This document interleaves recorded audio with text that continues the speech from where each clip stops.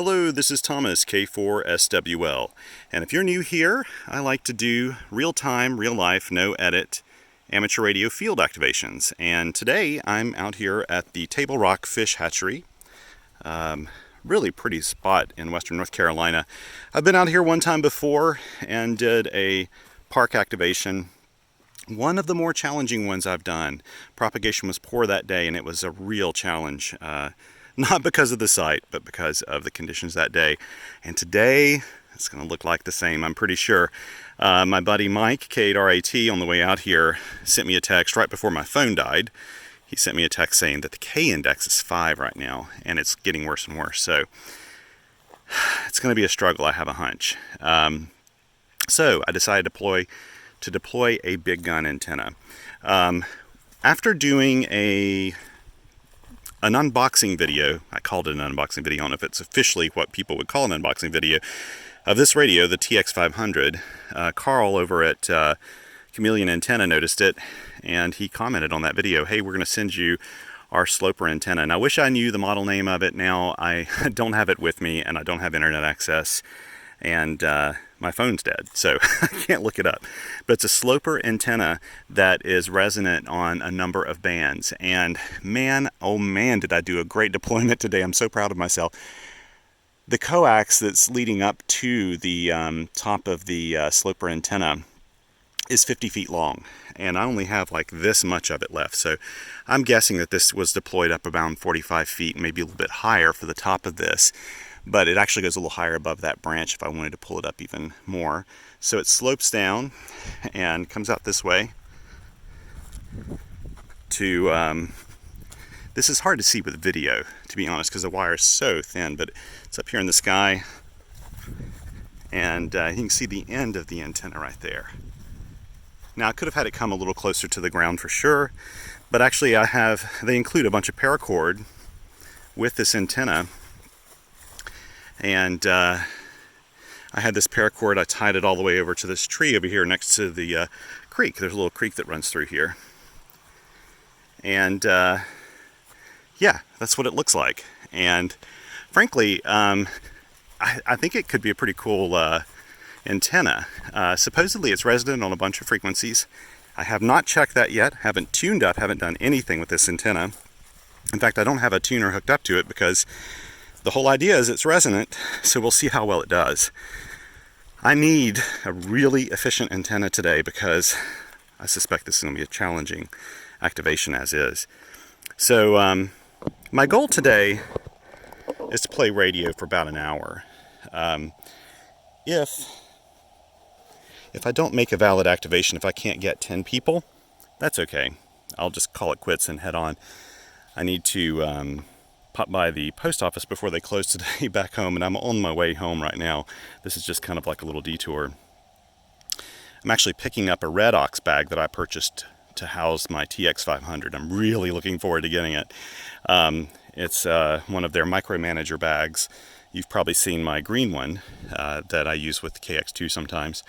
Well, I got this one, its own black one, and it looks awesome, and I'm really looking forward to it. I think it'll be great for this kit. It'll house all of my TX500 accessories too. It should work out really well. So I'm looking at the spectrum scope here, and it looks a little dismal. There really are not a lot of signals, and the signals that are out there are very weak. So we may have very limited success today. I don't have internet access. I am relying solely on the reverse beacon network functionality on the POTA website, and my buddies Mike and Eric, who may be looking for me possibly. Let's see, I've got my log set up here on the side. Make sure I got times. And I'll go ahead and just start calling CQ here. I'm going to do a long CQ. Well, let's check I need to check and see what my SWR is. Now, you may not be able to see this very easily, unfortunately, but and that looks like a 1-to-1. Oh, brilliant. That's exactly where I like to be, too, in the 40-meter band when I'm doing CW, which is around 70, 63 kilohertz. So, excellent. Okay, time for a long CQ.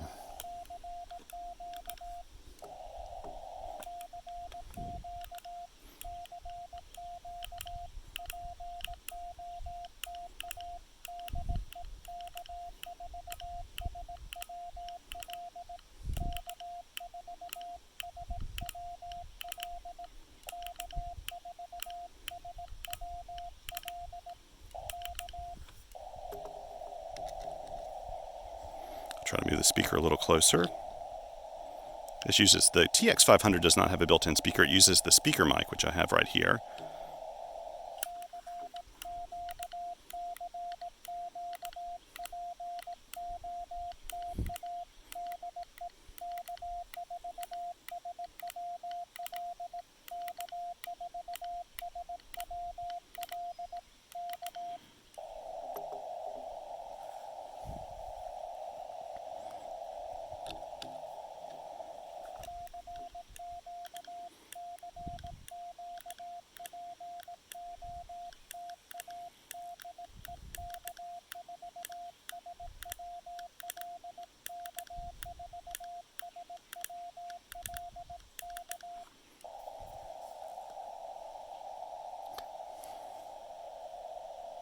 Whoops.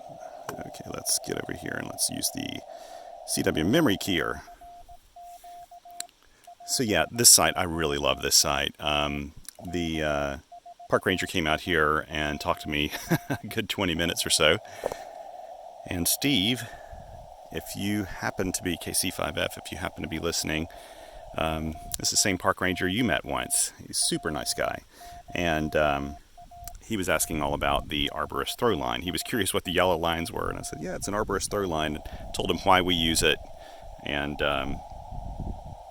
he was very happy to hear that, and in fact, was very interested in amateur radio, and evidently someone at the fish hatchery in Marion, nearby,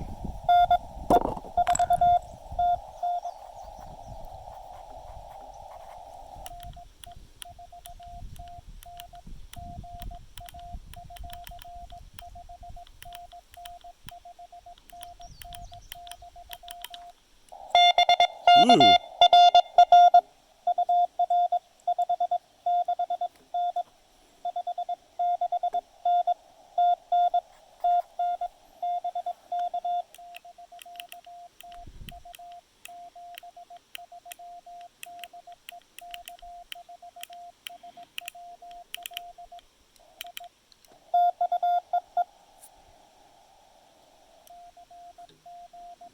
So that means at least that I'm spotted. That's nice.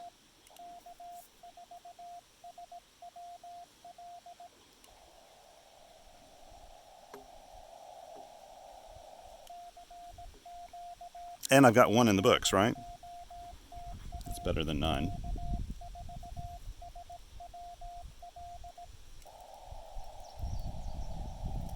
And if I haven't said so already, thank you for joining me here today. It's always nice. I feel like you're sitting right here next to me as we're doing this activation. And I can tell you, this is idyllic. It really is. So, yeah, it's a fish hatchery picnic area, but there's a nice little creek over here that I can hear in the background. Really tall trees, nice shade. It's a hot day, but under the shade here, it's probably 75 or something. Not super humid. And so it's a really, really pleasant day to be outdoors. There's a nice breeze. It's not too windy. We're not supposed to have an...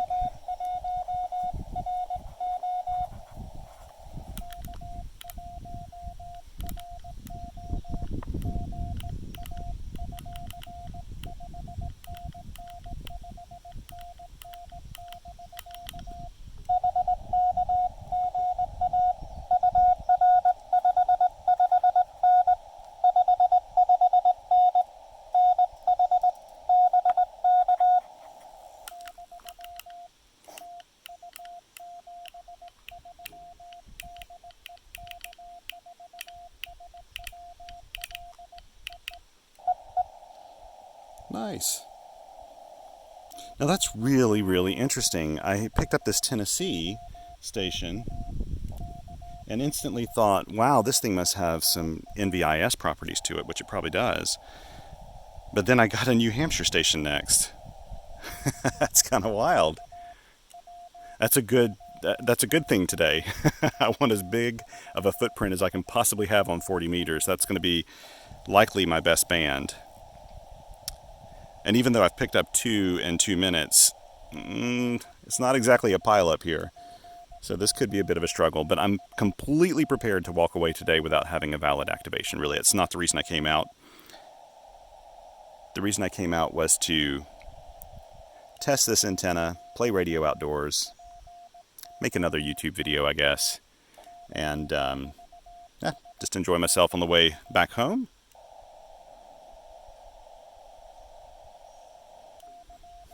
After I get back home, my daughter's looking forward to it.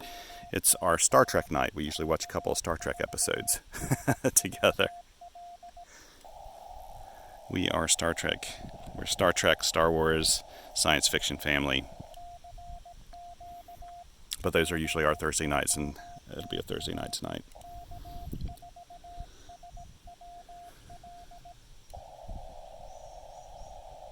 The receiver on this radio is so incredibly quiet. Sometimes it's a little misleading. When I listen to it, I'm expecting a little more noise. And you can hear how the signals just really pop out with this thing. And I don't have noise reduction running or anything. So I must not have a good path into Ohio today, though, because I think that K8RAT would have already been on me here.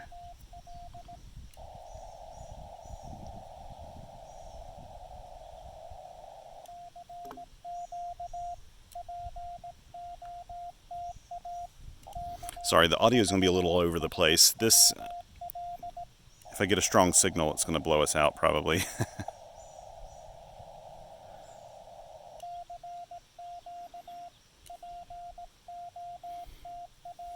I have a lot of bags. You probably saw that I have a lot of bags out here. I don't need all these, to be honest. I just don't have a bag for this yet, and I've been shuffling around a bunch of radios the past 4 days, and these were all in my truck. So I brought all the bags out instead of trying to repack it.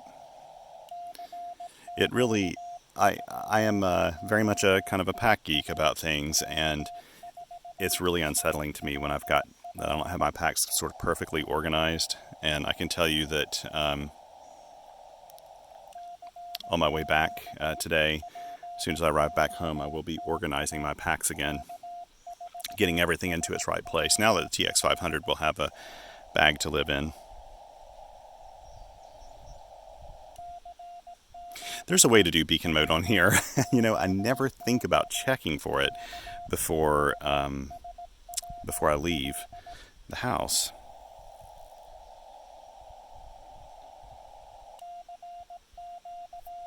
I may do a little bit longer call again, just in case the RBN needs me to do that to pick it up.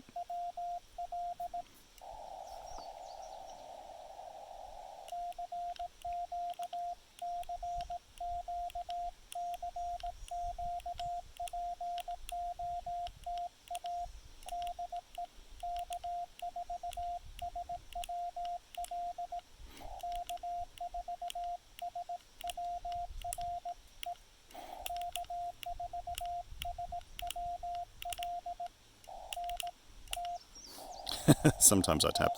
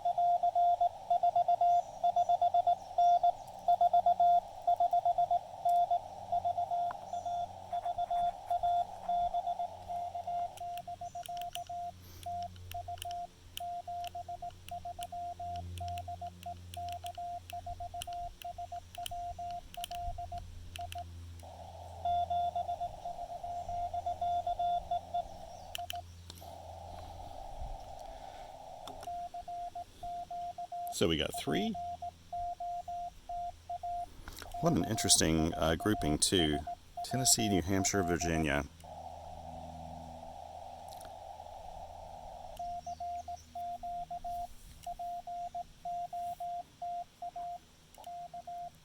You know, I may see about going down to 60 meters after this. But you know what? That may be rat.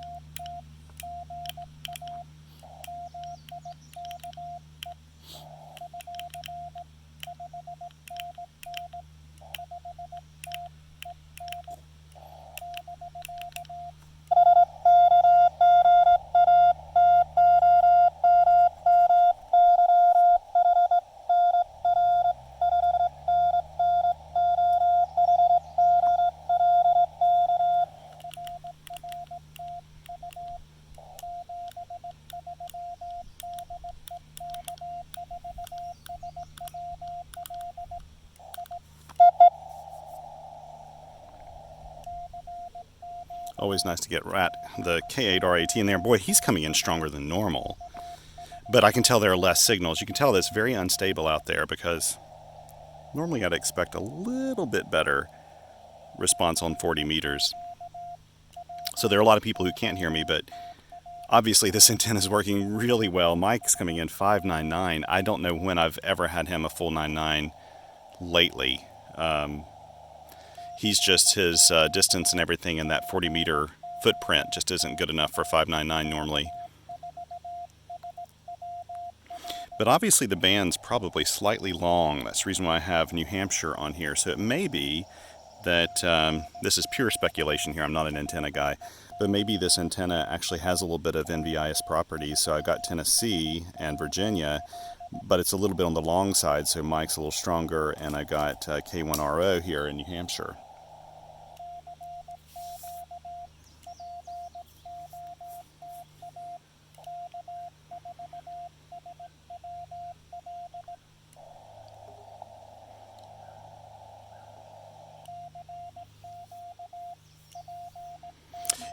On this camera, because of the polarization or something, this looks really like there's a lot of reflection on it, but in reality there's not that much.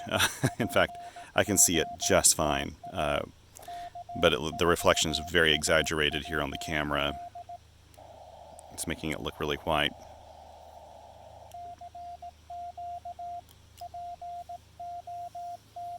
This park ranger here was super nice. I'm hoping I get a visit from my friends that came by this last time, the Labrador and the Beagle.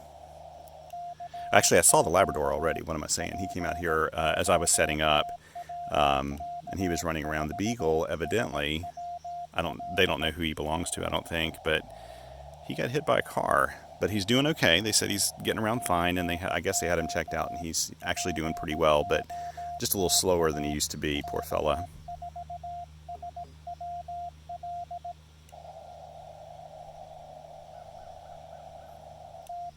Could bring Hazel out here and she could run around with him.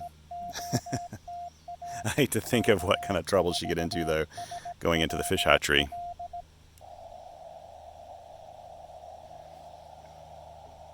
As of today, let's see, this is the 20th of May.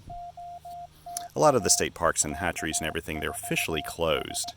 So really, you can't go in past the gates here, but this picnic area is on the grounds. It's just not within the fenced part. And that's what makes this one such an easy one to activate. I did...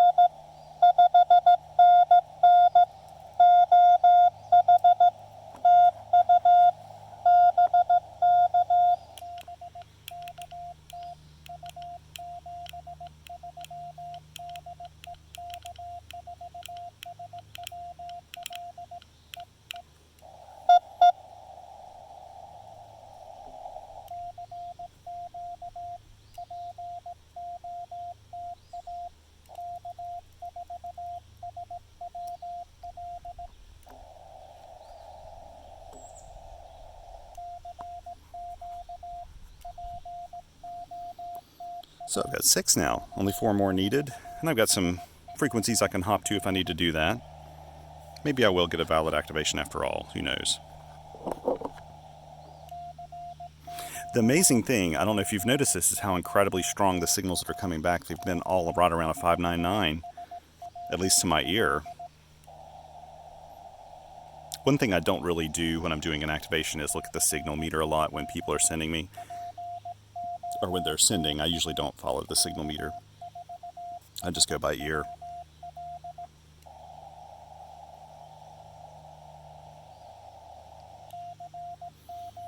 Then off to the side here, I'm actually doing logging. So while people are giving me their exchange, I'm on my tablet over here off to the side, typing in their call sign. Oh yeah, and someone asked me recently to do a video showing my full workflow with doing a park activation, and I'm going to try to do that. A video like that will take a little bit of editing, which for a normal YouTube person would be nothing, right? Because I'll have to do one. I'll show you sort of in the shack what I do to prepare, then the trip out, and then setting up on site and operating like I do normally, and then probably packing up. But that's my workflow. Is normally the only thing I really do before I leave is I schedule the activation. I forgot to do that today, and I happen to think that this activation really it's like a lot of my the parks I go to, actually, in that it doesn't have cell phone reception. And not only that, but my phone's dead today anyway. So when I come out to a place like this, I really need to rely on the reverse beacon network and notifying my friends that I'll be out, so they can kind of be paying attention and listening if they're not doing something else. And Mike K8RAT is one of those that does that for me, and Eric WD8RIF.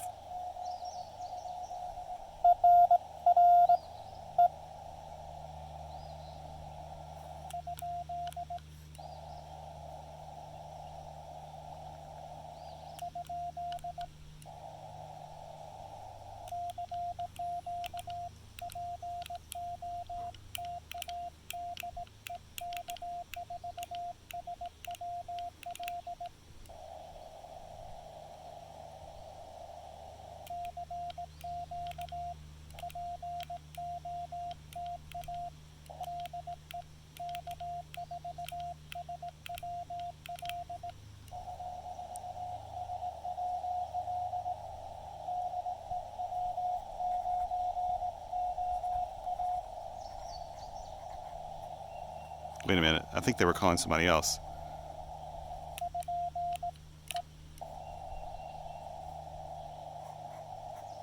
Yeah, I heard them call someone else.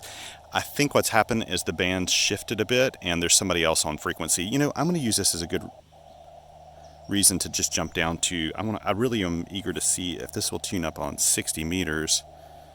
Let's see here. Tone. Okay, let's press the tone.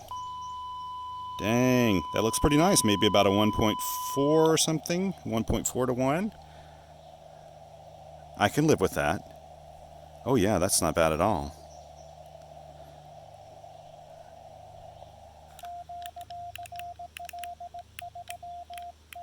Okay, I tried that.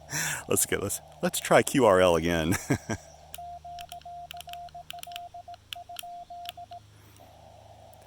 Really ruins my street cred when I can't even do QRL.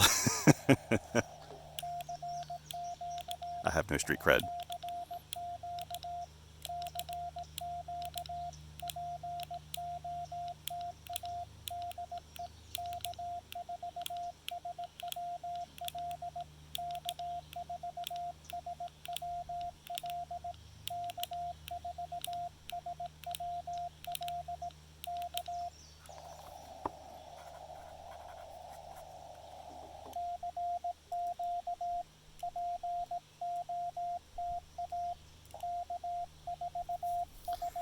Had to go over and make sure I switched to 60 meters on my... We'll do one more long one on my tablet.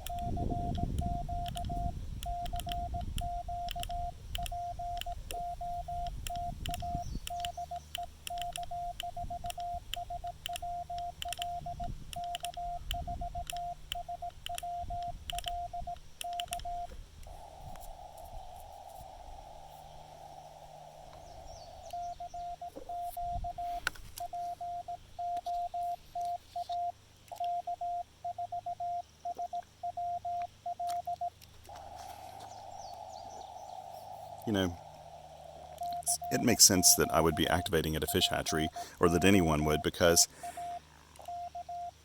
when you're doing this, you're fishing. You're fishing for contacts.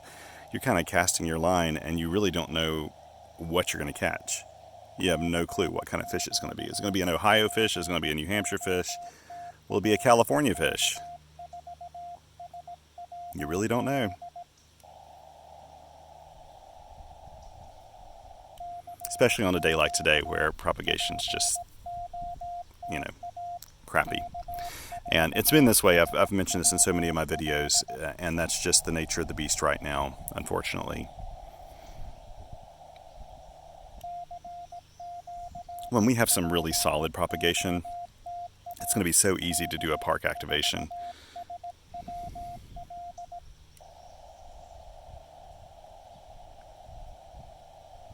You know, I went a whole week without doing a park activation here recently because I just had too many projects going on. I probably mentioned in a previous video that I've had articles I've been writing, just a million things going on, reviews, and so I didn't do a single activation for one whole week, like 7 days. And this week I've done an activation almost every day. Let's see. Was it Tuesday or Monday? Tuesday. Tuesday I did 2 activations, 2 park activations. Wednesday I did a summit activation, and today I'm doing a park activation.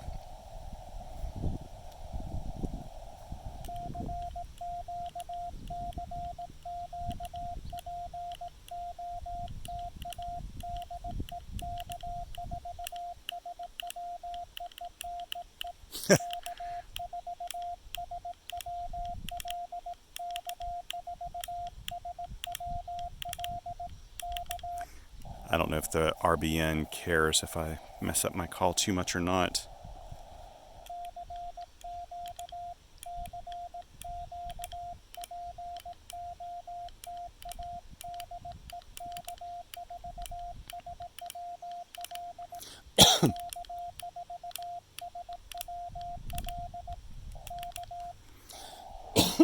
Excuse me. The pollen's kind of bad today. Okay, so 60 meters is an interesting band. I've mentioned before that it has a lot of the same properties as 40 and 80. And I love it for that reason. It has saved my bacon before, this band has.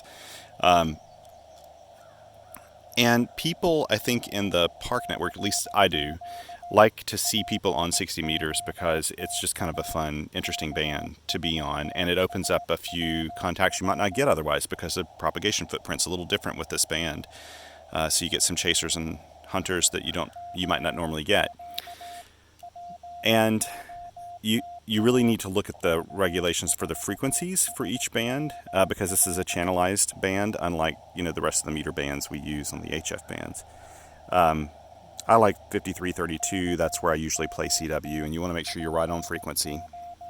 But I suppose if there's a negative to 60 meters, it's that people with kind of legacy radios, if they may not have access to 60 meters because it's sort of a newer band, and the transceivers they have may not be able to transmit on 60 meters unless they do something like a Mars mod or something like that to their transceiver. Most modern transceivers, HF transceivers, can do 60 meters if they're designed for North America. But I love the 60 meter band. It's a cool band. It doesn't sound like I'm going to get anyone today. So I may move up to 30 meters. Yeah, I'm going to move up to 30 meters now.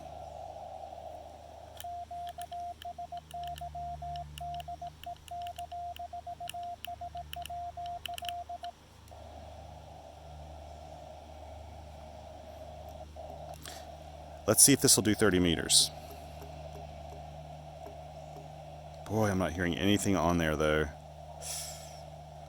Not much of anything, at least. Okay, let's see what we got in terms of SWR.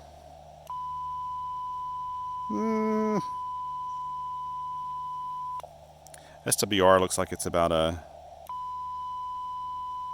SWR is about a 2 point something to 1. You know what? That's fine. The radio can handle that. That's not bad, though. That gives me 30 meters. I bet you if I moved somewhere else in the 30-meter band, it'd be better, but actually it's about a 2-to-1 as I'm sending here.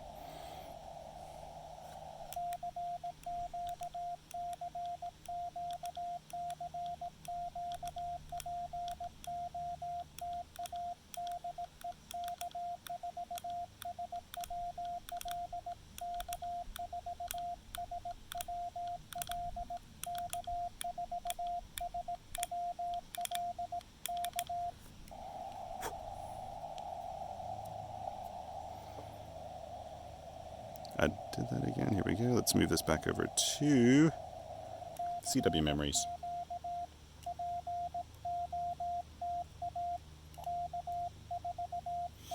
Days like today, the higher bands are not going to perform as well, but if there's a little opening somewhere, maybe I can get a contact or two. Only need 4 more for valid activation. But again, if I don't get, I'm leaving here at 3:30 regardless, because I need to get to the post office before they close.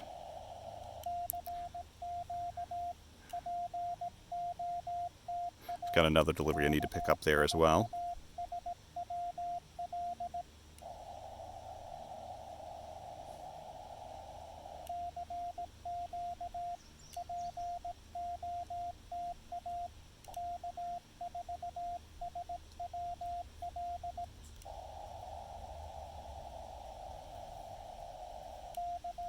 You know, I'm probably going to meet up with some friends this weekend, some ham radio friends. Haven't done that in a long time.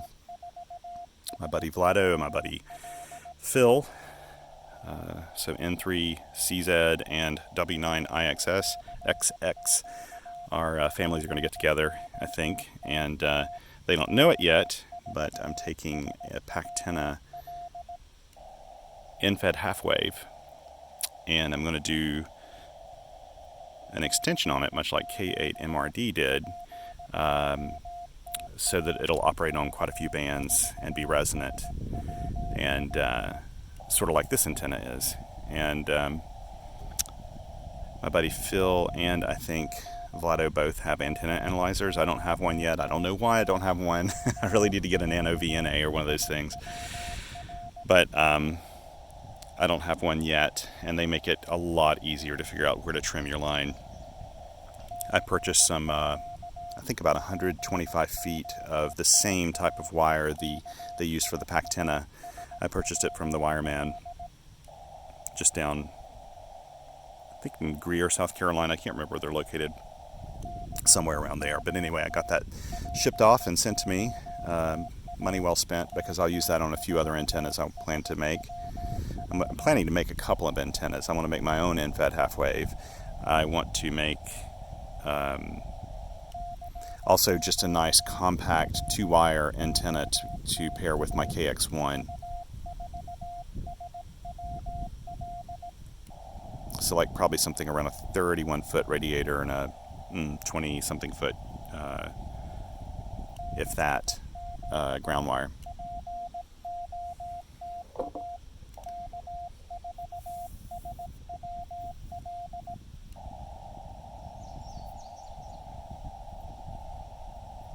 Okay, we'll do one more long call here.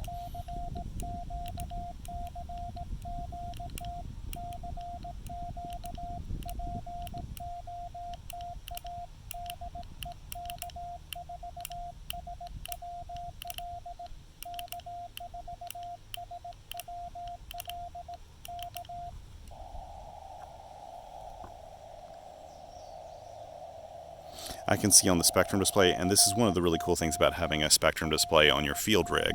I don't think it's actually a necessary thing, but it's a nice thing. You can tell how active the band is, and right now there's just not a lot out there. Holy cow!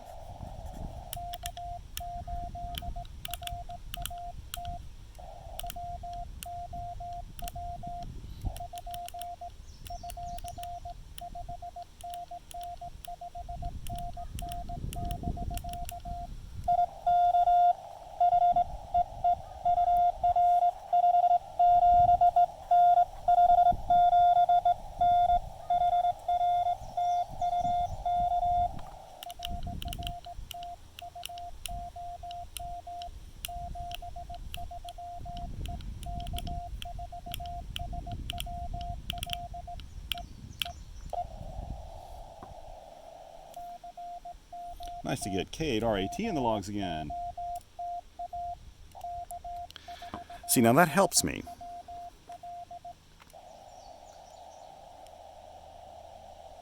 That helps me because, as I've mentioned before, and I'll mention this anytime I think about it, it's really important. If you're an activator, a lot of people, their only experience going out in the field and doing radio is with field day.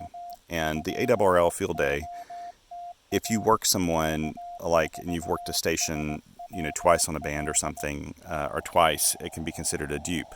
Oh wait, I think I heard somebody jump in there, but I'll let it run.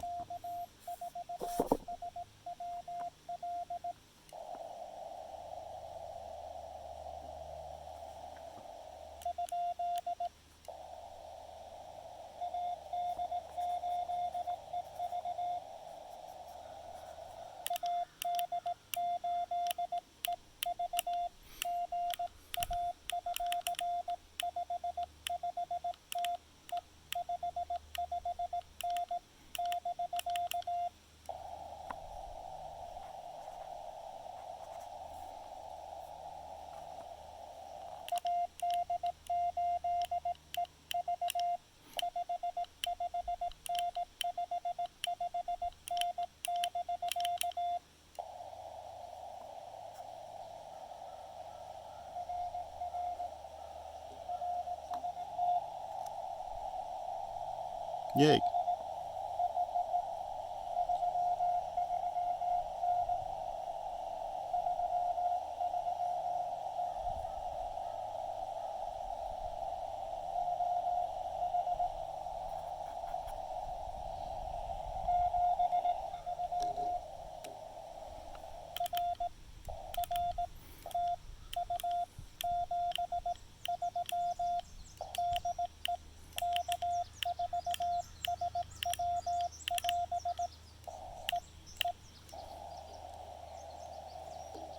Nice.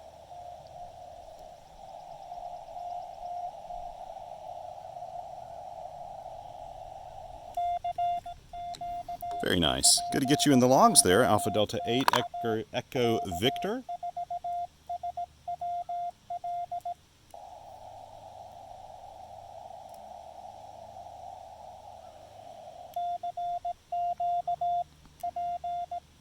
Very nice. Now you heard how his or her signal went like shoot straight down. That is what happens when you have unstable conditions. You know something I could do though that would maybe make a difference here. Let's see.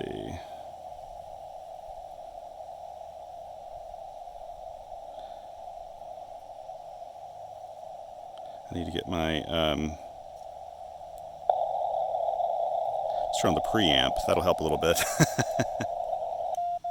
It'll make it a little noisy, but it'll make some of the signals pop out a little bit better. I thought I had it on, but I just looked on there and I was like, nope, it's not engaged. So that'll make a big difference.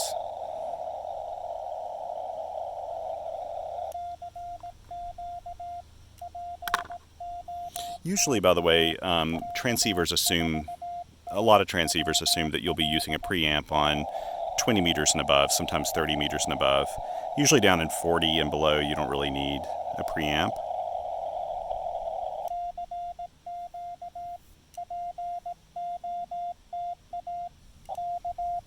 It's really nice. They actually show the AF gain setting, the RF gain setting. You can see your filter settings, the voltage.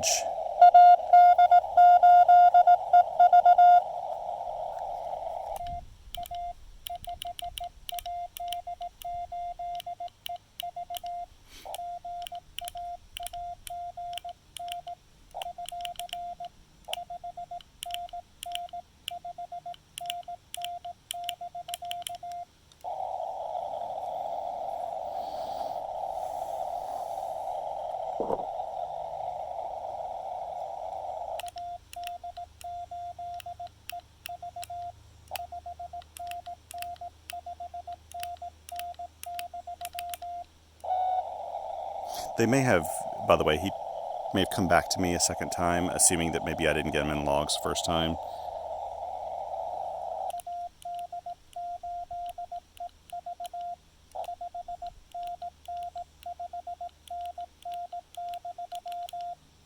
I keep messing up that dit. Oh well. Maybe they moved on and realized they'd worked me again. I don't know. But could be conditions went away again. But sometimes if someone calls you a second time on the same...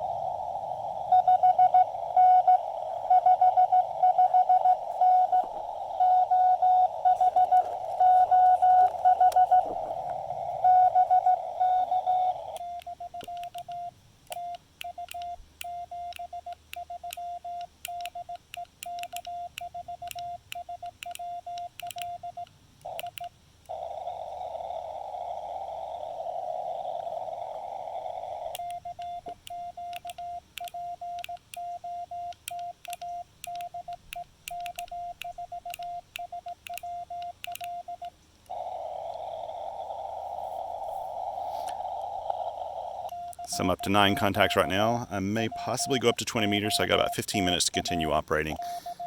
This antenna deployed fairly easily, but since you've got 2 different lines you're dealing with, the coaxial line and the wire, you have to take a little care when you're raising it so that they don't intertwine. And what I do is I usually stretch out on an antenna like this. I stretch out the coax all the way out in the opposite direction of the radiator line so that when I pull the centerpiece up into the tree, it doesn't want to wind when it does that. And I have really good luck doing it that way. Like this one didn't twist, but that's just something you always want to keep in mind. Like if you've got a dipole or something like that where you've got multiple lines going up in a tree as opposed to just the end of an end-fed wire, you want to do that.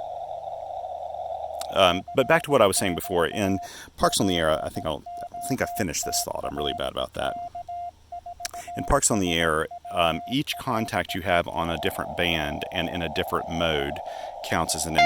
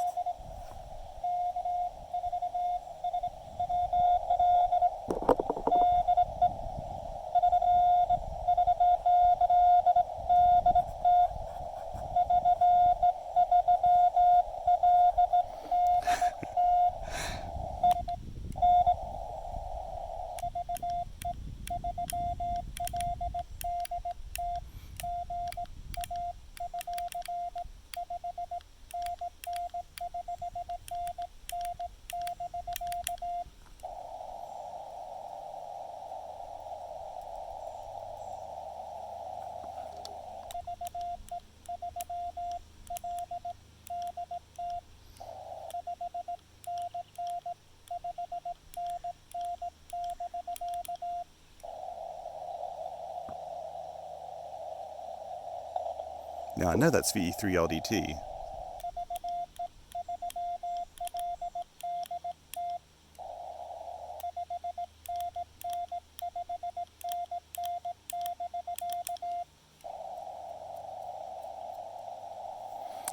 This is showing how unstable the bands are.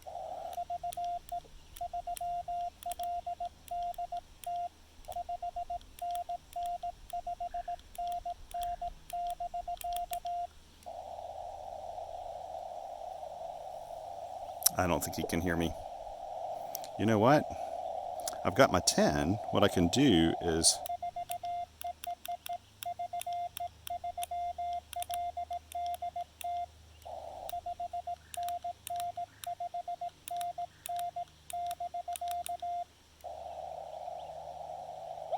I don't think he's there anymore. Okay, well, I could have gotten him, I think. He's in Ontario. He's one of the big hunters in the Parks in the Air network. And like K8RAT, he has a fist that you can identify very easily.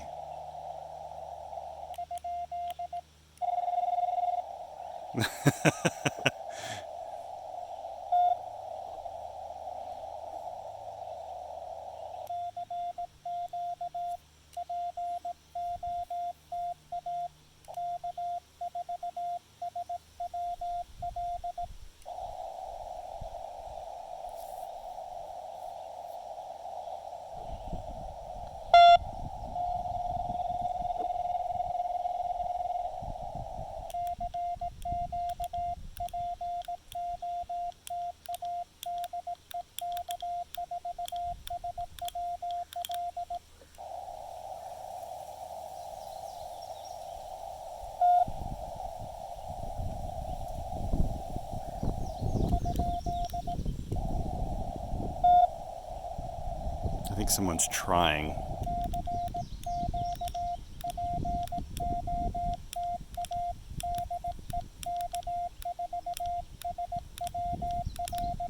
Maybe having key problems, actually.